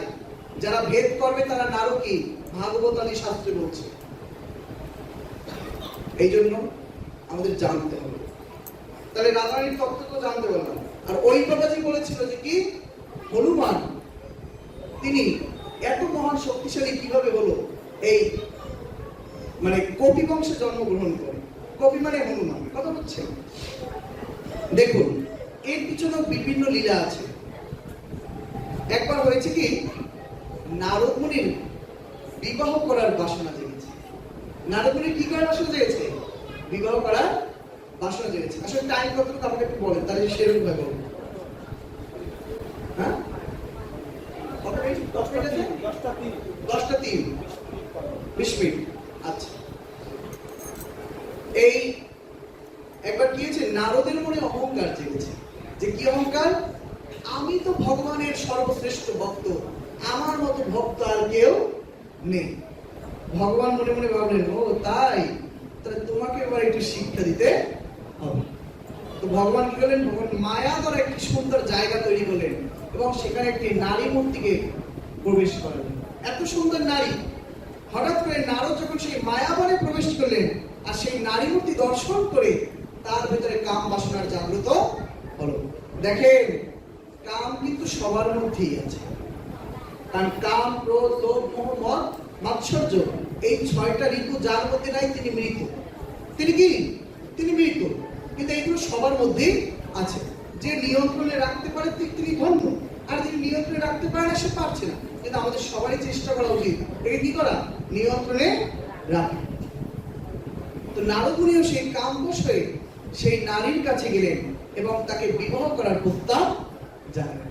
যখন বিবাহ করার প্রস্তাব জানালেন তখন বললেন, ঠিক আছে, আমরা অমুক দিন বিবাহ করবো, আপনি সেদিকে বুঝে আসবেন আর আমি ওইদিকে রেডি থাকবো। ওদিকে ভগবানের কাছে গেছে, বলছে ভগবান আমি না বিবাহ করবো, অমুক জায়গায় এক নারীকে দেখেছি। বলছে তাই? বলছে হ্যাঁ, কিন্তু ভগবান আমি আপনার কাছে সাজতে চাই। কার কাছে সাজতে চাইছে? আমরা মেকআপ করি না, পার্লার আর্টিস্ট, মেকওভার। তা এখন ভগবান প্রধান মেকওভার। ভগবান কি প্রধান মেকআপ আর্টিস্ট। কথা বলছেন? ভগবান নারদ মুনিকে সাজিয়ে দিচ্ছেন। নারদ মুনিকে যখন সাজিয়ে দিয়েছে, নারদ মুনি তো সেজে গুজে সুন্দর মতো কোথায় গেছে? সেই নারীর কাছে, সেই মায়াবনে প্রবেশ করেছে। তখন যখনই সে মালা বদল করতে যাবে ওই নারী, আমাদের একটা দেখুন পর্ব আছে যে কি পান পাতা রেখে তারপর আসে, মালা বদল আছে, পান পাতা রেখে আসে। এই পান পাতাটা যখন এরকম মেলেছে, যখনই নারদ মুনির মুখের দিকে তাকিয়েছে সেই নারী, নারদ মুনি তো তাকে দেখে প্রত্যেক, কিন্তু যখনই নারদ মুনির দিকে সে তাকিয়েছে তিনি চিৎকার করে বলছে, না আমি আপনাকে বিবাহ করব। কেন? বলছে আপনি আপনার নিজের চেহারার দিকে তাকিয়েছেন। কোথাকার জানি হনুমান, মানে ভগবান তার মুখটাকে এমন ভাবে মেকআপ করে দিয়েছে, নারদ মুনিকে হনুমান বানিয়ে দিয়েছে। কথাটা বুঝতে পারছেন? তখন নারদ মুনি তো প্রধানিত হয়ে ধাবিত হলেন কোথায়? ভগবানের কাছে। তখন বললেন, ভগবান তুমি আমাকে এইরকম শাস্তি দিলে, তুমি আমাকে এমন ভাবে সাজিয়েছো যে হনুমানের মতো সাজিয়ে দিলে, আমি তোমাকে অভিশাপ দিলাম। দেখেন, ভক্ত ভগবানকে অভিশাপ দেয়। কি অভিশাপ দেয়? যে হনুমান জাতির দ্বারাই একদিন তোমার উদ্ধার লাভ করতে হবে, এছাড়া তোমার উদ্ধার হবে না। হনুমানদের নিয়ে তোমার যুদ্ধ করতে হবে। এরপরে তুমি তোমার স্ত্রী, কারণ আমি আমার স্ত্রীকে গ্রহণ করতে পারিনি, স্ত্রীর বিরহ সহ্য করছি, তোমাকে এরকম তোমার স্ত্রীর বিরহ সহ্য করতে হবে, এবং এই হনুমানদের দ্বারাই তোমার স্ত্রীকে তুমি উদ্ধার করতে পারবে। কারণ সাধারণ কোনো হনুমান হইলে কি হবে? সাধারণ কোনো হনুমান হইলেও হবে না। তখন ভগবান তিনি আরেকটা লীলা ঘটালেন। কি লীলা? ভগবান শিবকে নির্দেশ করলেন তোমার এখন একটা রূপ ধারণ করতে হবে। কিন্তু ভগবান শিব বলেন আমি যে রূপ ধারণ করবো, কিন্তু তার জন্য তো কোনো না কোনো কারণ লাগবে, কারণ ছাড়া তো আমি রূপ ধারণ করবো না। ত্রেতা যুগ এসে গেছে, রাবণের আবির্ভাব ঘটল। এই রাবণ তিনি এত শক্তিশালী ছিলেন যে ভগবানের পরম ভক্ত ছিলেন শিবের। তো রাবণ একবার চেয়েছিলেন কৈলাস পর্বতকে জাগিয়ে কি করবে, তিনি ইসে নিয়ে আসবে। কোথায়? লঙ্কায়। লঙ্কায় এনে ভগবান শিবকে কৈলাস পর্বত সহ রাখবে। তখন যখন ভগবান ওদিকে কি করছে, ভগবান শিব এবং পার্বতী তারা রমণ করছে, আনন্দ প্রিয় নৃত্য করছে। তো দ্বারপাল হিসেবে রেখে গেছে কাকে? নন্দীকে। নন্দী যে কেউ আসুক আমার এখানে প্রবেশ করতে দিবে না। ওদিকে রাবণ ওই সময় এসে গেছে, ওদিকে ভগবান আনন্দ করছে। নন্দী মহারাজ বারবার রাবণকে বাধা দিচ্ছে, না রাবণ তোমাকে প্রবেশ করতে দেওয়া চলবে না। কেন? প্রভুর নির্দেশ, সে এখন দেখা কারোর সাথে করবে না। বলছে তাহলে আমি ভগবানের বড় ভক্ত শিবের, আমার মতো ভক্ত এই জগতে আর কেউ নেই, আমি তার সাথে এখনই দেখা করতে চাই, এমার্জেন্সি খুব। তখন তাদের মধ্যে যুদ্ধ হয় বা বিতণ্ডা হয়। এক পর্যায়ে তাকে একটা গালি দেয় রাবণ। একটা কি দেয়? একটা গালি দেয় যে তোর মতো একটা হনুমান এসেছিস আমার সাথে লাগতে। তখন এই যে হনুমান একটা গালি দিতে, এটা নন্দী মহারাজের অত্যন্ত গায়ে লাগছে। কারণ তিনি কি ষাঁড় জাতি, মানে গরুর স্বামী কি ষাঁড়। গরু মানে তো মহিলা, গাভী, আর ষাঁড় মানে পুরুষ। সেই ষাঁড় জাতি শিবের বাহন, তার এই কথাটা খুব গায়ে লাগছে যে আমি শ্রেষ্ঠ জাতি গাভী হয়েও পশুদের মধ্যে আমাকে বানর বললে অবজ্ঞা করলি। তখন বলছে রাবণ আজকে তুমি আমাকে হনুমান বলেও সম্বোধন করেছো, গালি দিয়েছো, আমি তোমাকে অভিশাপ দিলাম, তুমি একদিন এই বানর জাতির হাতেই পরাস্ত হবে এবং বানরের কাছেই তোমার মাথা নত করতে হবে। যখনই অভিশাপ দিতে তখন তো ওদিকে ভগবানও শিব টের পেয়েছে। তখন যখন চলে আসে তখন তো এই ঘটনা জানার পর ভগবান কি করেন, যেহেতু ঘটনা ঘটেই গেছে, তাহলে আমি যদি এই রূপ না গ্রহণ করি তাহলে তো ভগবানের লীলা সম্পন্ন হবে না। তাই শিব অবতার রূপে ভগবান হনুমান রূপে এই জগতে আবির্ভূত হন। তাই হনুমান কোনো সাধারণ হনুমান নয়, তিনি অলৌকিক দিব্য শক্তি সম্পন্ন ছিলেন এবং 7 জন চিরঞ্জীবীর মধ্যে তিনি একজন। কথাটা বুঝতে পেরেছেন?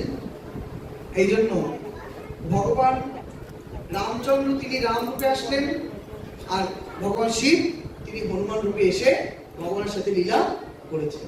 এখন বুঝতে পেরেছেন বাবাজি?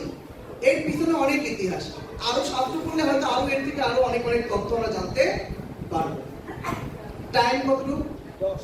10। আপনাদের আর কিছু বলার আছে, জিজ্ঞাসা আছে, বলতে পারেন।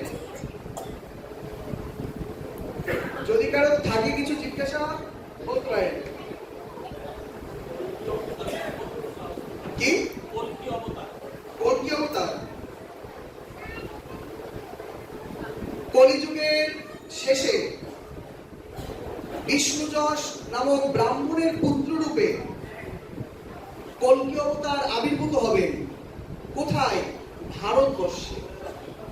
কোথায় আবির্ভূত হবে? ভারতবর্ষে। জায়গাটার নাম হবে সম্বলপুর গ্রাম। কি গ্রাম? সম্বলপুর গ্রাম। তার গায়ের রং হবে কি? তার গায়ের রং হবে বর্ষার জল ভরা কালো মেঘের ন্যায়। ভগবান শ্রীকৃষ্ণের গায়ের রং যেমন, কল্কি অবতারের গায়ের রংটাও তেমনই হবে।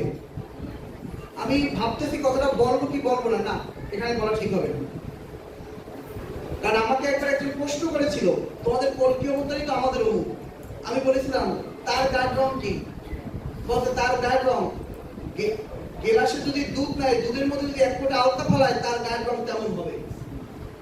তখন আমি বলেছিলাম তাহলে আপনার শাস্ত্রে এই কথা বলছে, তাহলে আমি বলি আমার কল্কি পুরাণে স্পষ্টভাবে উল্লেখ আছে কল্কির গায়ের রং হবে বর্ষার জল ভরা কালো মেঘে নাই। তাহলে আপনার যে ধর্মমতের প্রতিষ্ঠাতা তিনি কল্কি অবতার নন। এখান থেকে সেটা বড় প্রমাণ পাওয়া যায়। আশা করি যারা জ্ঞানী গুণী লোক তারা কথাটা বুঝতে পেরেছেন। না, কলিযুগ শেষ হয়নি। হ্যাঁ, ওই কথা নিচ্ছে। হ্যাঁ, সেটা ঠিক আছে।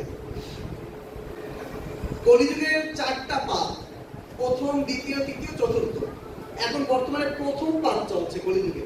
তাকে 4টা পাদে মানে 4টা পদ বলতে, এই পাদে ভাগ করে। এই পাদ মানে পদ মানে পা, কথা বলছে। তো এই কল্কি অবতারেরা 4 ভাই হবে। কয় ভাই? 4 ভাই। তার স্ত্রী হবে 2 জন। এই দুই স্ত্রীর ঘরে দুইটা পুত্র সন্তান হবে। কথাটা বুঝতে পেরেছেন? তিনি বিভিন্ন দেশে যুদ্ধ করতে যাবে।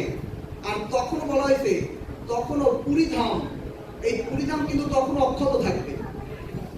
পুরীধামকে কিন্তু ধ্বংস করতে পারবে না। অন্যান্য জায়গা ধ্বংস হয়ে যাবে কিন্তু পুরীধাম ধ্বংস হবে না।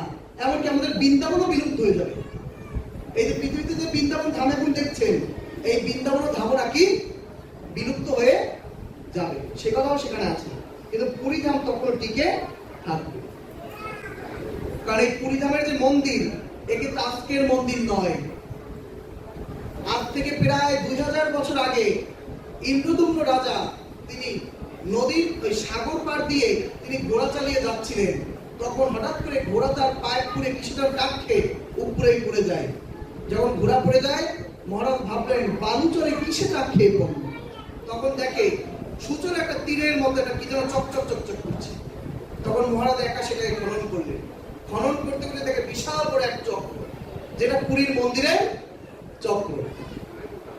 এটা খনন করার পর যখন তিনি তার সৈন্যদের সেনাদের ডেকে আনলেন, তখন ওই খনন করতে করতে বিশাল এক মন্দির সহ নগরী বের হলো। আর সেটাই আমাদের উড়িষ্যা পুরীধাম। এই মন্দির সত্যযুগে বিশ্বকর্মা তৈরি করেছে। কথাটা বুঝতে পেরেছেন? আর সেই লীলাই, সেই জগন্নাথই আবার কলিযুগে তিনি প্রকটিত হয়েছে। এর লীলা সত্যযুগ থেকেই ছিল। তো তাহলে কল্কি অবতার শেষে আসবে এবং তিনি সমস্ত বৌদ্ধদের মানে নাস্তিকদের, এখানে বৌদ্ধ বলতে নাস্তিকদের বলছে, কথা বুঝছেন? সেই নাস্তিকদেরকে তিনি ধ্বংস করে আস্তিকদের সাথে তিনি আবার এই ধর্ম প্রতিষ্ঠা করে, সত্যযুগ প্রতিষ্ঠা করে তিনি আবার ঊর্ধ্বলোকে চলে যাবেন। এটা কল্কি পুরাণে স্পষ্ট লেখা আছে। বুঝতে পেরেছেন আশা করি? আর কিছু আছে জানার? মায়েদের কিছু নাই? হ্যাঁ, থাকলে বলবেন, না থাকলে আমরা এখানে পুষ্পাঞ্জলি দেব।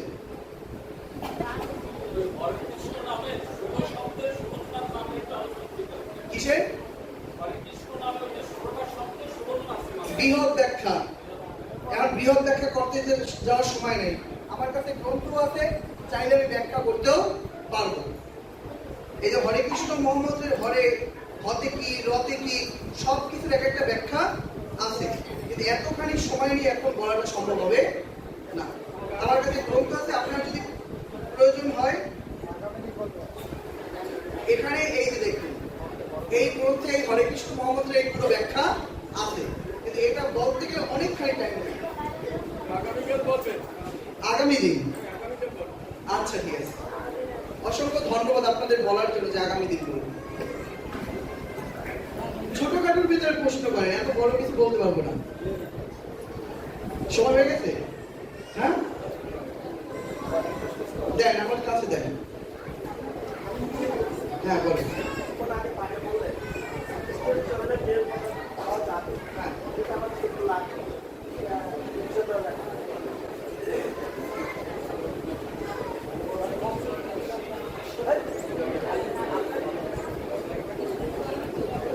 জয় রাধে, রাধে রাধে। একটু আপনারা সবাই শান্ত হন। মায়েরা অনেকেই অস্থির হয়ে যাচ্ছেন। আমাদের এখানে আমি এর আগে একটা আলোচনা করেছি যে কি, যে শ্রীকৃষ্ণের চরণেও বিল্লপত্র দেওয়া যাবে। সেই সম্পর্কে বাবাজি শাস্ত্রীয় প্রমাণ চাচ্ছে। এই সম্পর্কে শাস্ত্রীয় প্রমাণ রয়েছে, আমি ওনাকে শাস্ত্রীয় প্রমাণ দিব। দেখুন, বৃহৎ বৃহৎ হারিত স্মৃতি, বৃহৎ হারিত স্মৃতির পঞ্চম অধ্যায়ের 401 নম্বর এবং 402 নম্বর শ্লোকে বলছে, শুক্রবার দিবানিশি অখণ্ড বিল্লুপত্র ও তুলসী সরসপত্র দ্বারা মন্ত্ররত্ন উচ্চারণ পূর্বক বামাঙ্ক স্থিত লক্ষ্মী দেবীর সহিত, তার সহিত লক্ষ্মী দেবীর সহিত নিত্য মিলিত লক্ষ্মী নারায়ণকে পূজা করি। নিত্য মিলিত লক্ষ্মী নারায়ণকে পূজা করি। তাহলে এখানে দেওয়া যায়, হ্যাঁ, বিলাস মূর্তি, বিলাস মূর্তি হোক, তাই কি সে ভগবান শ্রীকৃষ্ণ না? কি বলছে? কালিকা পুরাণের 80 অধ্যায় 184 নং শ্লোকে বলছে, নিপবর পত্রের মধ্যে তুলসী পত্র, বিল্লু পত্র এবং আমলকি পত্র ইহারাই বিষ্ণুর প্রীতিকর। আর বিষ্ণু পত্র শুধু যে বিষ্ণুকে বলতে তা নয়, আপনারা এই ভাগবত পুরাণাদি পড়বেন, শ্রীকৃষ্ণকেও কখনো কখনো বিষ্ণু বলে সম্বোধন করা হয়েছে। কথাটা বুঝতে পেরেছেন? কিন্তু যদি তাই বলে তাহলে বেদে কৃষ্ণের নাম নাই, কিন্তু বেদের দ্বিভূত বিষ্ণুর কথা আছে, ঋগ্বেদের দ্বিভূত বিষ্ণুর কথা আছে, আর এই দ্বিভূত বিষ্ণুই হচ্ছে কৃষ্ণ। এই জন্য বেদেও কৃষ্ণ আছে। এরকম আরো অনেকগুলো জায়গায় অনেকগুলো শাস্ত্রীয় প্রমাণে আমরা দেখতে পাই যে বিল্লপত্র দিয়ে তার চরণে অর্পণ করার কথা। মহাপ্রভুকে এখন বললাম না কিছু, আপনারা গৌরী বৈষ্ণব বঙ্গদেশের মানুষ মহাপ্রভুকে মানেন, ভারতবর্ষের বহু প্রদেশে যাবেন মহাপ্রভুকে চেনেই না। কথাটা মানেন আর না মানেন, খারাপ লাগতে পারে শুনতে, আমরা বাঙালিরা গৌরী বৈষ্ণবরা মহাপ্রভুকে মানি, কিন্তু পৃথিবীর অনেক দেশের মানুষ, ভারতবর্ষেরই বহু জায়গার মানুষ মহাপ্রভুকে কিন্তু ভগবান রূপে মানে না। অতটাই রামের সিদ্ধান্তই সর্বশ্রেষ্ঠ, কৃষ্ণ কি বললো, গৌর কি বললো, সে কথা তারা মানে না। কথাটা বুঝতে পেরেছে? হ্যাঁ, প্রদেশ ভিত্তিক না, তারাও শাস্ত্রগ্রন্থ জেনেই তারপর কি করে। এই দেখেন, আবার বলি, বৃহৎ হারিত স্মৃতির পঞ্চম অধ্যায়ের 536 নং এবং 37 নং শ্লোকে আরো বলছে, জগন্নাথ নারায়ণকে যথাবিধি অর্চনা করিবে, পুরুষ সূক্ত বা মূল মন্ত্রের দ্বারা পূজা করিতে হইবে। পদ্ম, জাতি, তুলসী, বিল্বদল, কমল, গন্ধপুষ্প, ধূপ, দ্বীপ ও বিবিধ নৈবেদ্য যোগে পূজা করিবে। তাহলে জগন্নাথ তো স্বয়ং কৃষ্ণই, কৃষ্ণই তো জগন্নাথ।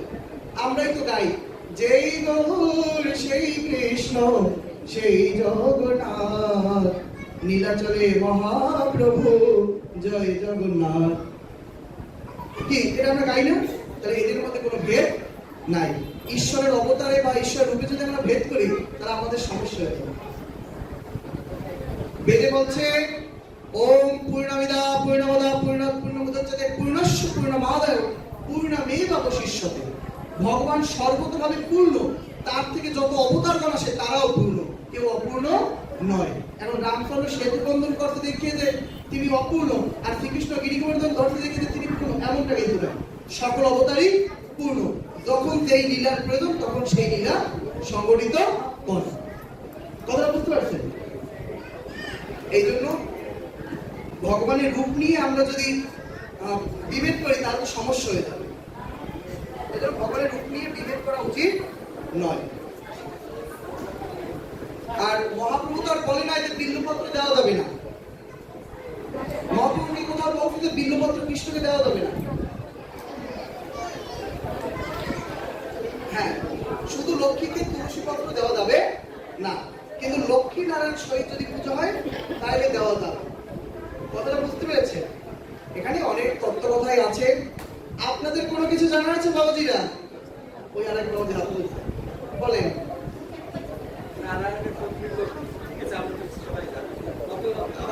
দেখতে পাই যে আমার পুজো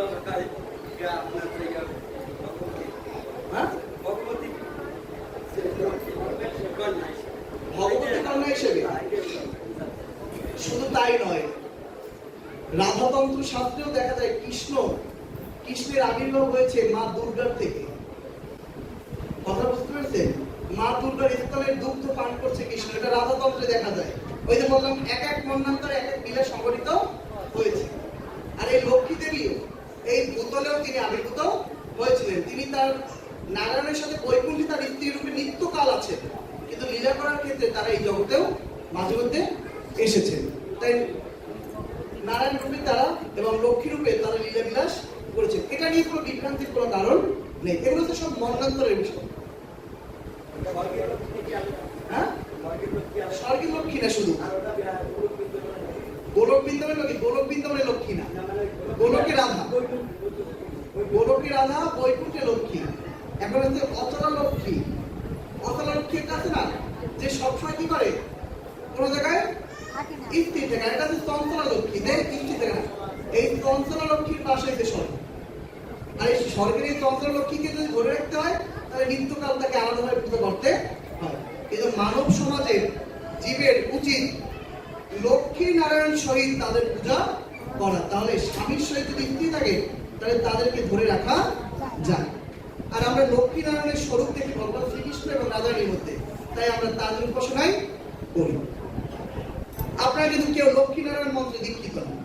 কি লক্ষ্মী নারায়ণ মন্ত্রে কি দীক্ষিত? প্রত্যেক কামবিদ মন্ত্রে দীক্ষিত, নয় গুরুবিদ মন্ত্রে দীক্ষিত, আর নয় অন্যান্য মতে হতে পারে। এই জন্য আমাদের উচিত, আমাদের উপাসনা কি?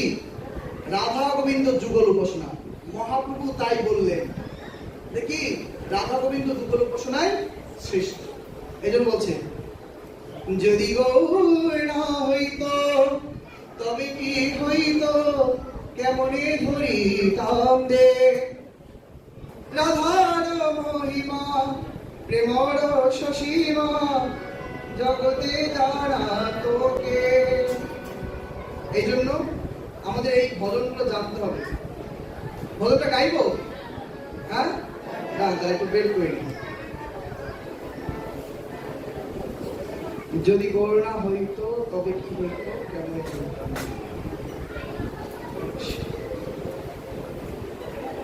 ঠিক আছে, যারা যারা বাদ্যযন্ত্রে আছেন আপনারা বাদ্যযন্ত্রে বসুন।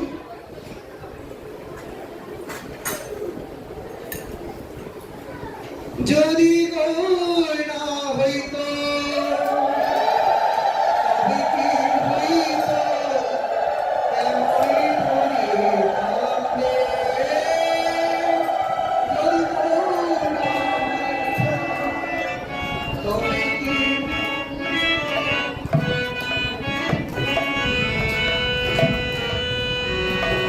যদি করুণা হইতো তবে কি হইতো, কেমন ধরিতাম দে। সবাই